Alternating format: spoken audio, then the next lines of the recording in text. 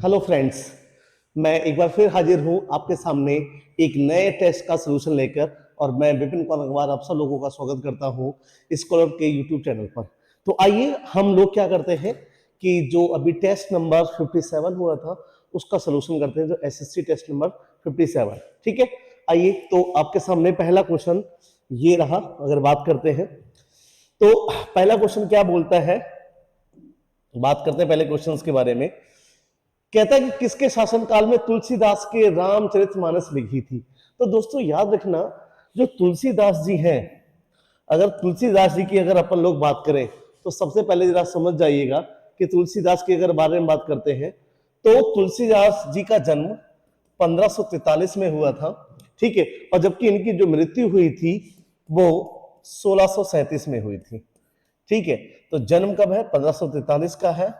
और याद रखिएगा 1637 में इनकी क्या है, ये मृत्यु है।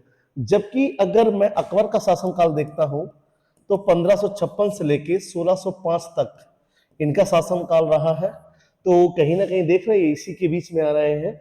लेकिन इसके साथ साथ 1605 से लेकर अगर बात करता हूं तो 1627 तक का जो कार्यकाल मिलता है दोस्तों, ये किसका कार्यकाल मिलता है? ये जहांगीर का कार्यकाल मिलता है। तो अगर क्वेश्चन ये होता कि तुलसीदास जी किसके समकालीन है, तो इसके दो आंसर होते, अकबर और ठीक है जहांगीर, इन दोनों के ये समकालीन है। लेकिन क्वेश्चन पूछ रहा है कि रामचरितमानस, तो पहला जो समकालीन आएगा वो अकबर आएगा। तो इसका जो आंसर रहेगा दोस्तों वो क्या रहेगा? अकबर। ठीक है, यानी कि किसके शासनकाल में तुलसीदास ने रामचरितमानस लिखी है, तो आंसर आएगा अकबर। ओके, चलिए बढ़ते हैं नेक्स्ट क्वेश्चन पर। और ये रहा आपके सामने नया क्वेश्चन। तो अगले क्वेश्चन की बात करते हैं कि मनुष्य के अधिकारों की घोषणा पत्र किससे संबंधित है। तो याद रखना, जो ये घोषणा पत्र की अगर बात करते हैं हम लोग, तो ये फ्रांस की क्रांति से संबंधित है। किससे है ये? फ्रांस की क्रांति से संबंधित है। और ये अगर क्रांति देखने को मिलती है 1789 में। ठीक है, इसमें पहली बार क्या मनुष्य के अधिकारों की घोषणा पत्र यानी अधिकारों की बात की गई थी। तो क्या आंसर हो जाएगा? ऑप्शन नंबर सी आंसर हो जाएगा, फ्रांसीसी क्रांति। ठीक है, चलिए नेक्स्ट क्वेश्चन की ओर बढ़ते हैं।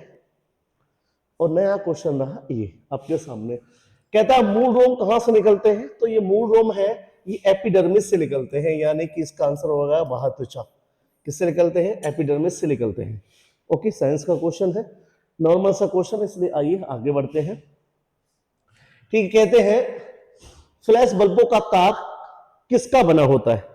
देखिए, अगर हम बल्ब की बात करते हैं तो जो बल्ब है उसका जो तंतु होता है, तंतु यानी कि फिलामेंट, क्या है?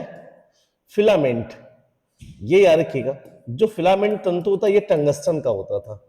टंगस्टन का, अगर एक बल्ब की बात करते हैं, बल्ब का जो फिलामेंट तंतु है वो टंगस्टन का बना होता है। लेकिन ये कह रहा है फ्लैश बल्ब, तो फ्लैश बल्ब का जो, याद ना दोस्तों, जो तार है या जो तंतु है वो मैग्नीशियम का बना होता है। किसका बना होता है? मैग्नीशियम का बना होता है। तो इसका राइट आंसर क्या हो जाएगा? Option number B. क्लियर? चलिए आइए बढ़ते हैं नेक्स्ट क्वेश्चन पर। और नेक्स्ट क्वेश्चन ये रहा आपके सामने। तो क्वेश्चन कहता है कि आयोडीन परीक्षण किसका पता लगाने के लिए किया जाता है। तो याद रखना दोस्तों, हम जो आयोडीन परीक्षण है ना, इससे जो हम पता लगाते हैं स्टार्च है ना, और स्टार्च क्या है? ये कार्बोहाइड्रेट है। क्या है? कार्बोहाइड्रेट है।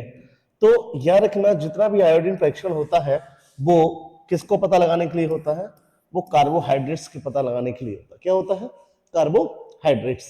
ओके, चलिए बढ़ते हैं नेक्स्ट क्वेश्चन पर। और ये रहा अगला क्वेश्चन।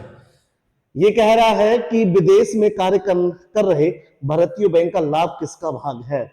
ठीक है, the profit of the Indian banks, ठीक है, operation in foreign countries are a part of. तो दोस्तों याद रखना, ये जो पार्ट होगा, ये जो पार्ट है, देखिए बहुत अच्छे से समझिए।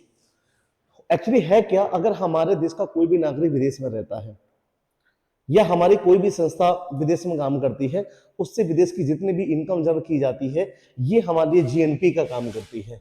यानी हम इसको भारत में किसमें जोड़ते हैं दोस्तों? जीएनपी में जोड़ते हैं, है ना। किसमें जोड़ते हैं? जीएनपी में जोड़ते हैं। और जीएनपी का मतलब होता है gross national product. National product में जोड़ते हैं इसके लिए, यानी कि सकल राष्ट्रीय उत्पाद में जोड़ते हैं।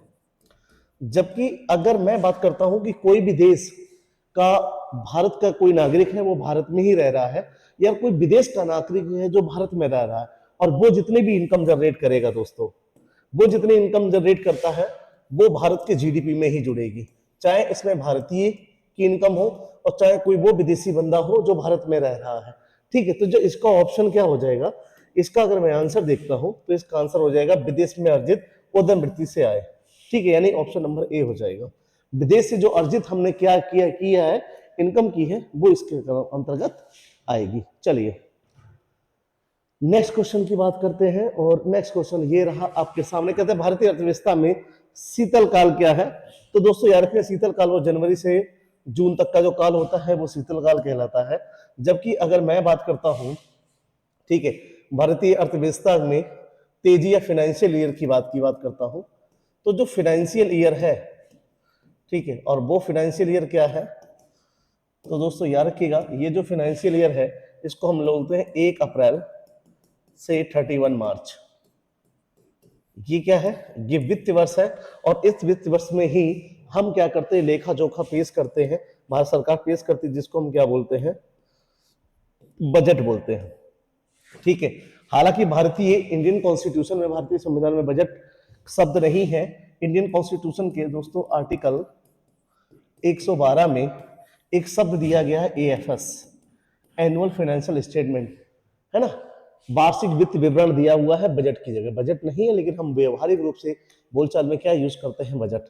तो जो इसका आंसर रहेगा वो ऑप्शन नंबर सी। चलिए नेक्स्ट क्वेश्चन की ओर बढ़ते हैं, और नेक्स्ट क्वेश्चन ये रहा आपके सामने।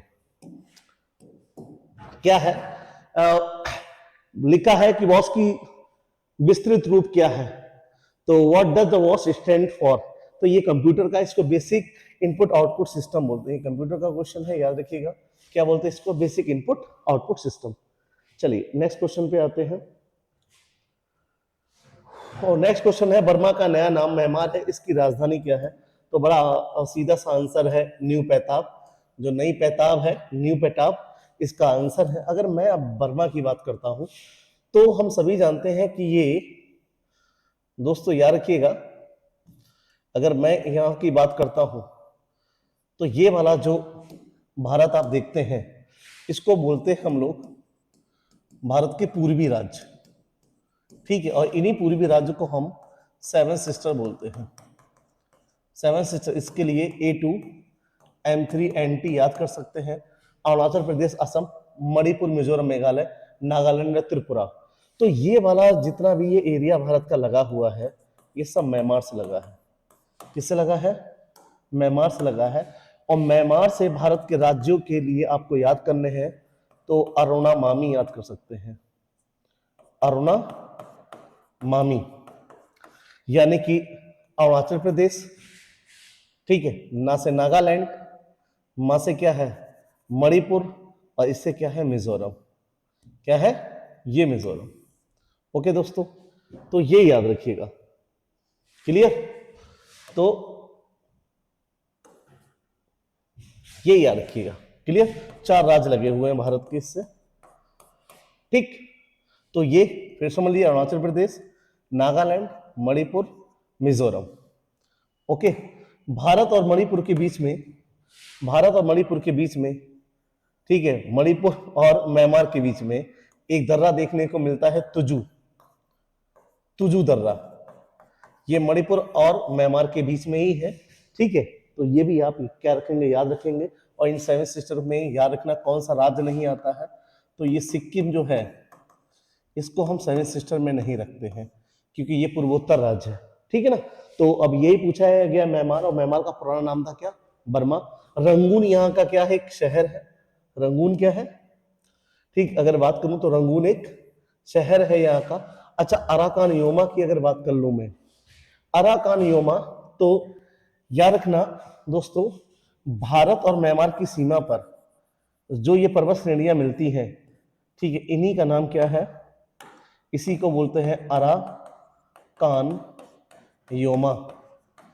और जो अराकानयोमा है, इसी से जो द्वीप बने हैं उन्हीं द्वीपों को हम बोलते हैं अंडमान निकोबार। अंडमान निकोबार। तो इतनी सारी जानकारी मैंने आपको दी है, ये याद रखिएगा इसके बारे में। और इसका हमारा आंसर क्या था, वो ऑप्शन नंबर सी था, न्यू पेताब। चलिए बढ़ते हैं नेक्स्ट क्वेश्चन पर। आइए क्या है, अगला क्वेश्चन है कि water condition take place in moss throw. ठीक है, तो क्या है, कई में जल का वहन किसके द्वारा होता है। ठीक है, काई में जल का वहन किसके द्वारा होता है। तो दोस्तों ये याद रखिएगा, जो जल का वहन होता है वो एक्चुअली किसके द्वारा होता है, वो जाइलम के द्वारा होता है। किसके द्वारा होता है, जाइलम। बहुत अच्छे से याद रखिएगा, कोई भी प्लांट होता है और ये प्लांट है, अगर ये प्लांट्स की रूट है, चलिए एक बना ही लेते हैं, ठीक है, देखने के लिए। अगर मानते हैं कि ये एक प्लांट है,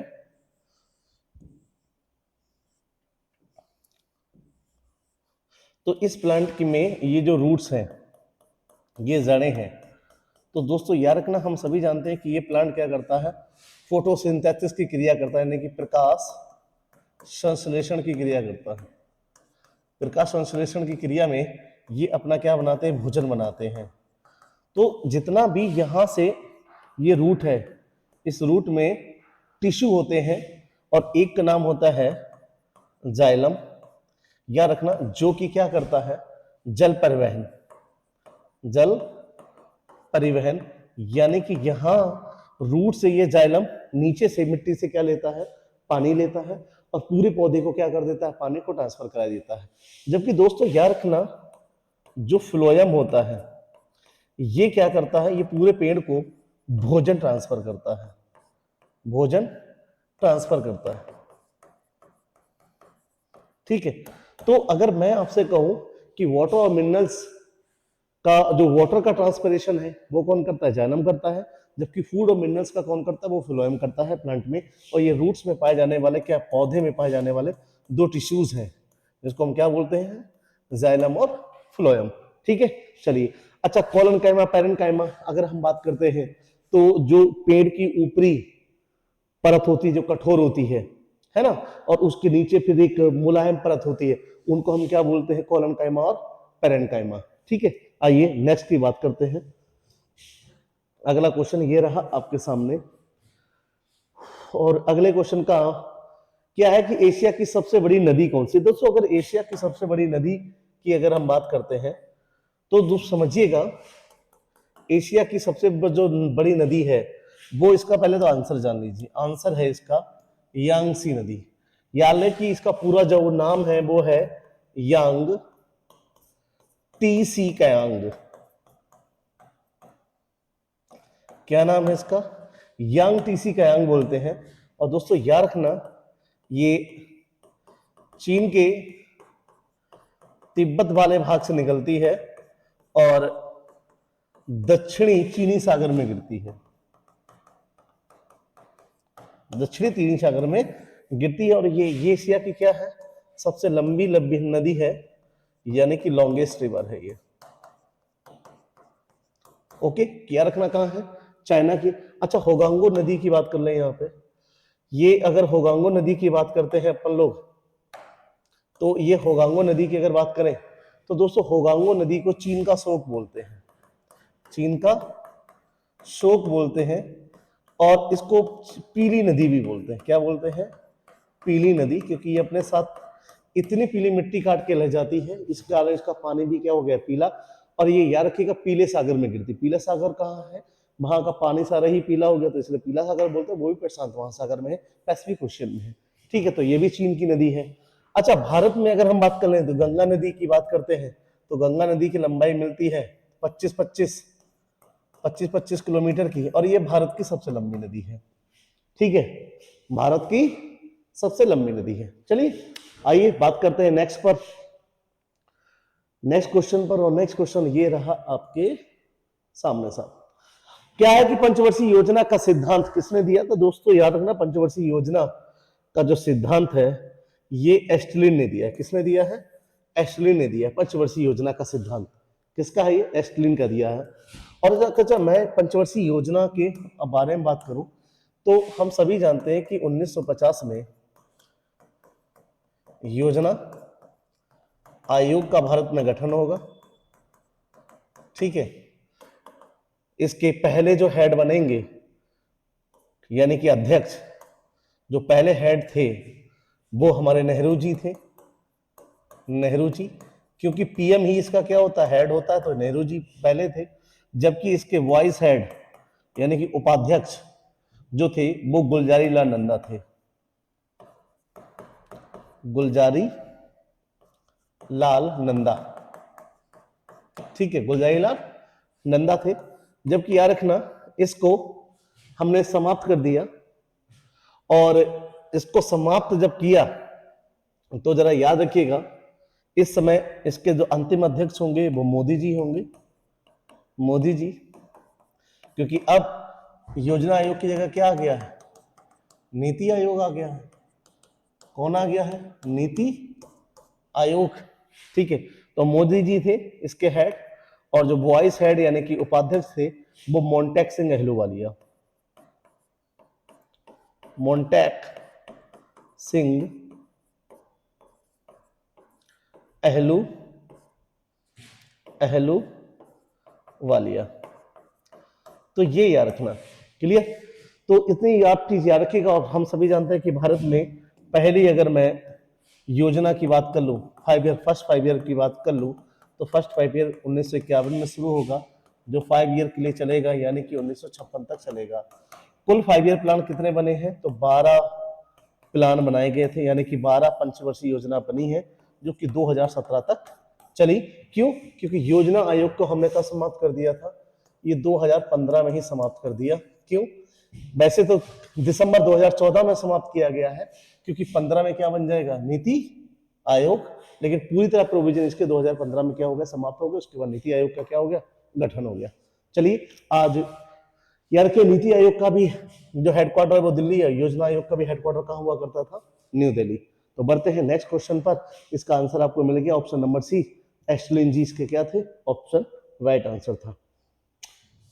अगला कि राज्यपाल द्वारा जारी किया गया अध्यादेश किसके द्वारा अनुमोदन के अधीन है, तो ये याद रखिए, बड़ा सिंपल सा क्वेश्चन है ये राष्ट्रपति के, किसके है, राष्ट्रपति के। ठीक, आइए बढ़ते हैं नेक्स्ट क्वेश्चन पर। और अगला क्वेश्चन रहा ये, कहते हैं कि भारत में 14 प्रमुख बैंकों का राष्ट्रीयकरण किस वर्ष किया गया।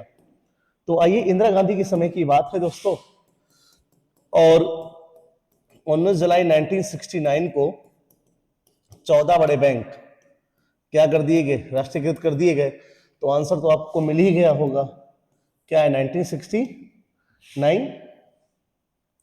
और ये 14 बैंक के लिए आप, ये 14 बैंक थे, याद रखिएगा, ABCD, II, BPS, U3, MC, ऐसे इसको याद कर सकते हैं। Allahabad Bank, Bank of Baroda, Canara Bank, Dena Bank, Indian Bank, Indian Overseas Bank, Bank of India, PNB, Syndicate Bank, United Bank, UCO Bank, Union Bank, Maharashtra Bank, and आपका ये है सेंट्रल बैंक। ये सेंट्रल है, यहाँ कैनेरा है, ठीक है, 2 सी है। अच्छा, इसके बाद फिर से दोस्तों क्या होगा, ये भी थोड़ा जान लीजिए। इसके बाद 15 अप्रैल 1980 को फिर से 6 बड़े बैंक को राष्ट्रीयकृत किया जाएगा, और जो 6 बड़े बैंक होंगे वो होंगे BEP.CON। इनको ऐसे याद कर सकते हो, BEP.CON मतलब कि Vijaya Bank, Andhra Bank, Punjab and Sind Bank, Corporation Bank, Oriental Bank of Commerce, और ये न्यू बैंक ऑफ इंडिया। हुआ क्या कि ये न्यू बैंक ऑफ इंडिया 1993 में PNB में मर्ज हो जाएगा, और 19 बैंक ही क्या रह जाएंगे, राष्ट्रीयकृत बैंक रह जाएंगे।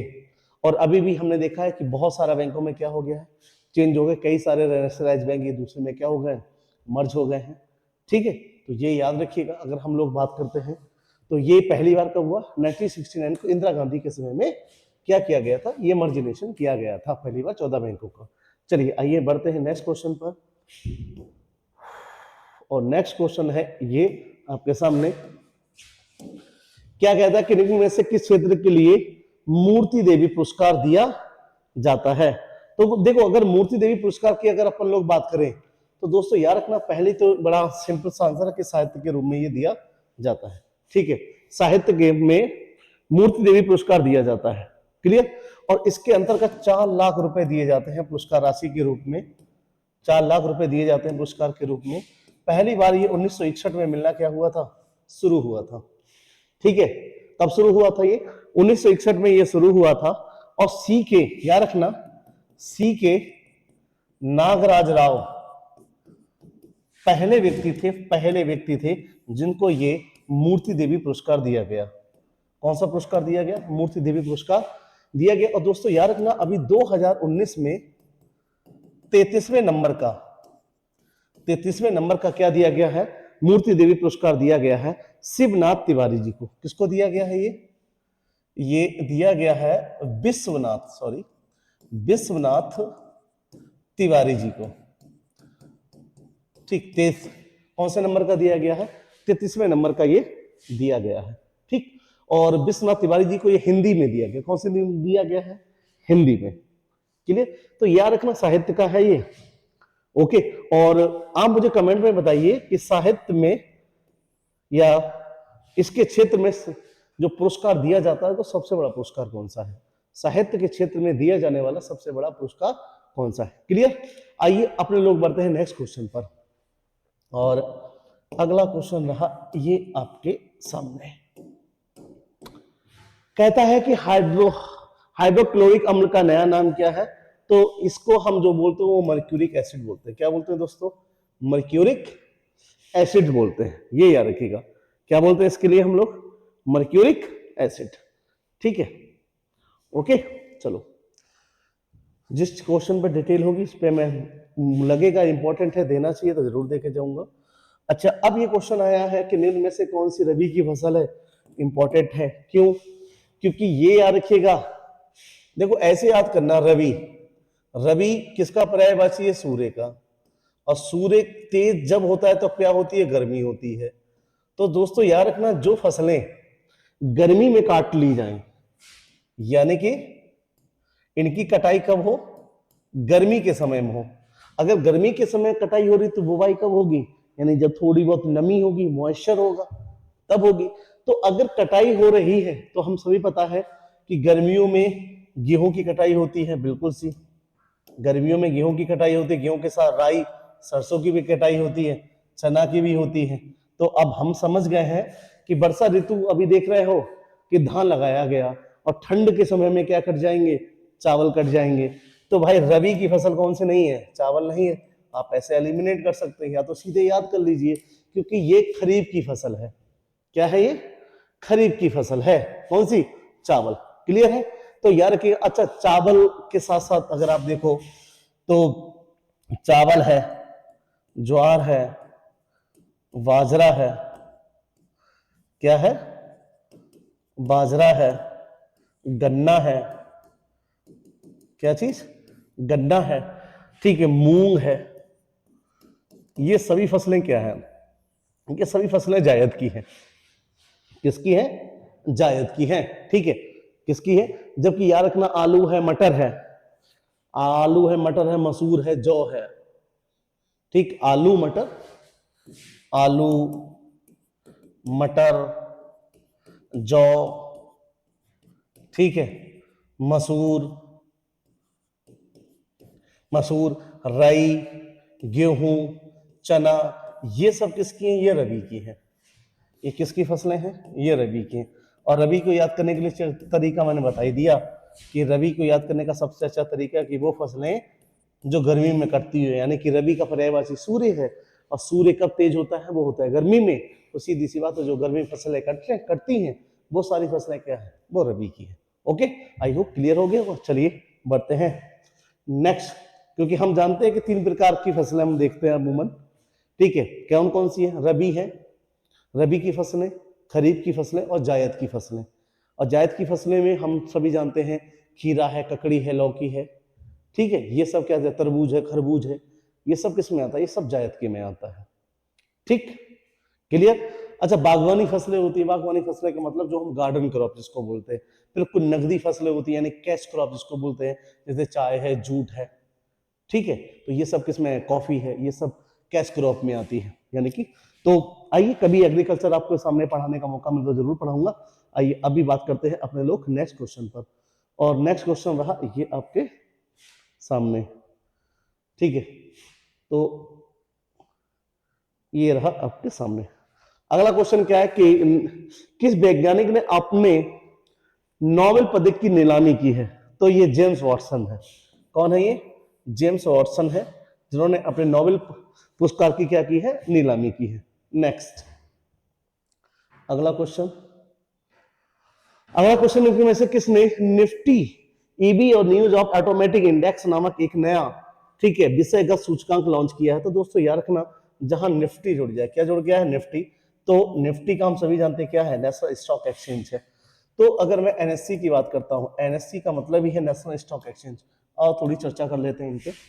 तो इन 1992 1993 में इसकी स्थापना होती है, और इसको क्या बोलते हैं अपने लोग? नेशनल स्टॉक एक्सचेंज बोलते हैं, ठीक है। अगर देखा जाए तो इसका जो सेंसिटिव इंडेक्स है वो कौन सा है? वो निफ्टी है, जिसमें 50 कंपनी आती है। कितनी कंपनी के इंडेक्स है इसमें? तो 50 कंपनीज के, याद रखना, शेयर निफ्टी में क्या है? लिस्टेड है, यानी ये इसका सेंसिटिव इंडेक्स कहलाता है। किसका? निफ्टी का। जैसे कि अगर दूसरा बात कर लें बीएससी, तो बीएससी की बात कर लें यानी कि बॉम्बे, और बॉम्बे स्टॉक एक्सचेंज की बात कर लेते हैं। तो दोस्तों याद रखना, जो बॉम्बे स्टॉक एक्सचेंज है इसकी स्थापना 1875 में हुई थी, और ये भारत का, यानी कि भारत का ओल्डेस्ट, ठीक है, भारत का छोड़ो, पूरे एशिया का, एशिया का क्या है? ओल्डेस्ट है, यानी कि सबसे पुराना है। और साउथ एशिया का, साउथ एशिया का बिगेस्ट है, यानी कि सबसे बड़ा है। तो एशिया का सबसे पुराना और दक्षिण एशिया का सबसे बड़ा स्टॉक एक्सचेंज कौन सा है? बीएससी है, बॉम्बे स्टॉक एक्सचेंज है। और याद रखना, इसका जो सेंसिटिव इंडेक्स है वो सेंसेक्स है, सेंसेक्स। दोस्तों इसमें 30 कंपनियां लिस्टेड हैं, यानी कि इसमें कितनी कंपनियों के इंडेक्स आते हैं? वो 30 कंपनियों के आते हैं। तो इतना याद रखिएगा, ठीक है। चलिए आइए बढ़ते हैं नेक्स्ट क्वेश्चन पर, और अगला क्वेश्चन ये रहा आपके सामने। क्या है कि सुप्रीम कोर्ट ने अपने लिंग संवेदीकरण और आंतरिक शिकायत समिति का पुनर्गठन किया है। इस समिति की अध्यक्षता कौन करेगा? तो हाँ जी, इसकी अध्यक्षता कौन करेंगे? तो इसकी अध्यक्षता करेंगे शायद न्यायमूर्ति हिमा कोहली। कौन करेंगे? करंट अफेयर का क्वेश्चन है जो अभी हाल में ही चर्चा में था, जून महीने में, ठीक है। न्यायमूर्ति हिमा कोहली। तो न्यायमूर्ति हिमा कोहली क्या करेंगी? ठीक, इसकी अध्यक्षता करेंगी। आइए नेक्स्ट पे चलते हैं, और ये रहा कि ताइवान एथलेटिक्स ओपन 2024 में भाला फेंक में 51.58 मीटर की दूरी हासिल कर स्वर्ण पदक किसने जीता है? तो याद रखना, ये दोस्तों जो जीता है वो, ये जो जीता है वो जीता है डीपी मनु ने। किसने जीता है? डीपी मनु। नेक्स्ट क्वेश्चन पे बढ़ते हैं, और ये रहा आपके सामने अगला क्वेश्चन। केदार जाधव ने हाल में संन्यास करने की घोषणा की है, किस खेल से संबंधित है? तो हम सभी जानते हैं कि ये प्रथम श्रेणी के क्या थे? क्रिकेटर खिलाड़ी थे, जिन्हें हाल में ही अभी क्या कर दिया है? प्रथम श्रेणी के खेलों से या क्रिकेट से संन्यास लेने की घोषणा कर दी है केदार जाधव जी। नेक्स्ट क्वेश्चन की बात कर लेते हैं, और नया क्वेश्चन ये रहा, सिंगापुर मुख्यालय वाले डीबीएस बैंक ने वित्त वर्ष 2025 के लिए भारत की आर्थिक विकास दर कितने परसेंट निर्धारित की है? तो दोस्तों याद रखना, ये निर्धारित की है 7%। क्या की है? 7% निर्धारित की है, ठीक है। ओके, चलिए नेक्स्ट क्वेश्चन पे बढ़ते हैं। तीसरे भारतीय विश्लेषणात्मक कांग्रेस का आयोजन कहां हुआ? तो दोस्तों अभी ये कहां हुआ है? देहरादून में। कहां हुआ है? देहरादून में इसका क्या किया गया है? तीसरे का आयोजन किया गया है। नेक्स्ट क्वेश्चन, क्योंकि करंट अफेयर के क्वेश्चन है ये सारे। आशीर्वाद माइक्रो फाइनेंस लिमिटेड के अध्यक्ष और मुख्य कार्यकारी अधिकारी यानी सीईओ के रूप में किसको नियुक्त किया गया है? तो ये किसको नियुक्त किया गया है? ठीक है, ये जो किया गया है दोस्तों याद रखिएगा, ये जो किया है वो सतीश नायर को किया। किसको किया है? सतीश नायर। अच्छा, इससे पहले वाले वीडियो में मैंने आपको माइक्रो फाइनेंस बताए भी हैं, चलिए आज एक बार फिर बता देता हूं। माइक्रो फाइनेंस, तो माइक्रो फाइनेंस मैंने कहा किस लिए गाइडलाइंस के अंतर्गत काम करते हैं? आरबीआई की गाइडलाइंस के अंतर्गत ये काम करते हैं। और दोस्तों याद रखना, मैंने कहा था ये मैक्सिमम इनके पास लिमिट होती है कि ये कितने तक का लोन दे सकते हैं?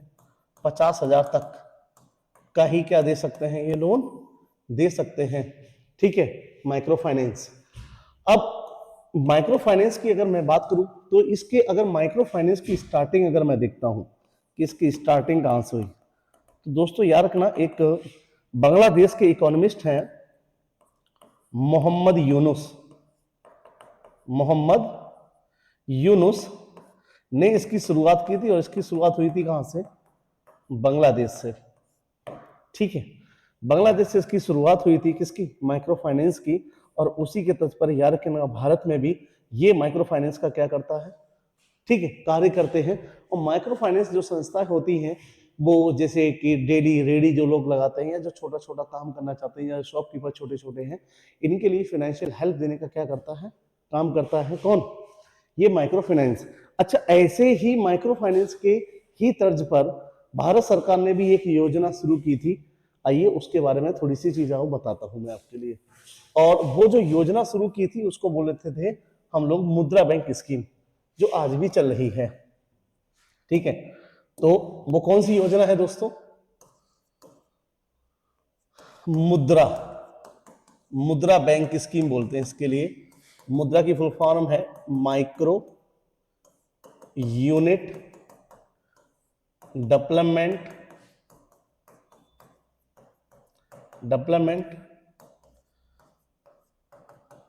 Refinance agency. ठीक है, तो micro unit development refinance agency इसको बोलते हैं। और इसकी हमने 3 कैटेगरी डिवाइड की थी, अगर ये आपको याद हो तो। पहली बात तो ये समझ लो, ये झारखंड के दुमका डिस्ट्रिक्ट से शुरू की गई थी। ठीक है, 2014 सत्र 14 और 15 का, लेकिन 2014 में इसको शुरुआत किया गया था। और इसके अंतर्गत 3 कैटेगरी के लोन बांटे हैं सरकार ने। कौन सा? पहली कैटेगरी है शिशु, दूसरी है किशोर, और तीसरी कैटेगरी है तरुण। तो शिशु के अंतर्गत दोस्तों, इस योजना के अंतर्गत आप कितना पैसा ले सकते हैं? ठीक है, विदाउट मॉर्गेज 50,000, ये मिनिमम कैटेगरी है। यहां 50,000 से आप क्या ले सकते हैं? 5 लाख ले सकते हैं। और यहां 5 लाख से लेकर 10 लाख तक का लोन आप बैंकों से ले सकते हैं। तो अपर कैटेगरी इसकी कितनी होगी? 10 लाख। और मिनिमम कैटेगरी कितनी होगी? 50,000। और ये मुद्रा बैंक जो है वो माइक्रो फाइनेंस के आधार पर इसको क्या किया था? सरकार ने शुरू किया गया था। जो पढ़े लिखे लोग हैं, पढ़े लिखा यूथ है, या जो कोई अपना नया वेंचर लॉन्च करना चाहते हैं, नया स्टार्टअप करना चाहते हैं, उनके लिए इस यूनिट को क्या किया गया? शुरू किया गया था। इस योजना को भारत सरकार के द्वारा शुरू किया गया। ठीक है, तो ये थे आज के आपके टेस्ट के क्वेश्चन। ओके, आई होप अगर आपको मेरे द्वारा दी गई नॉलेज पसंद आई हो तो ज़्यादा से ज़्यादा स्कॉलर यूट्यूब चैनल को सब्सक्राइब करें, लाइक करें, शेयर करें, और कमेंट करना, लाइक करना ना भूलें। ठीक है, मैं मिलूंगा अगले टेस्ट के सोल्यूशन में। तब तक अपने भाई अपने दोस्त को इजाजत दीजिए। बने रहिए मेरे साथ बीके का जीके क्लास में। धन्यवाद, फिर मिलता हूँ। तब तक अपना ख्याल रखिए। Take care. Thank you.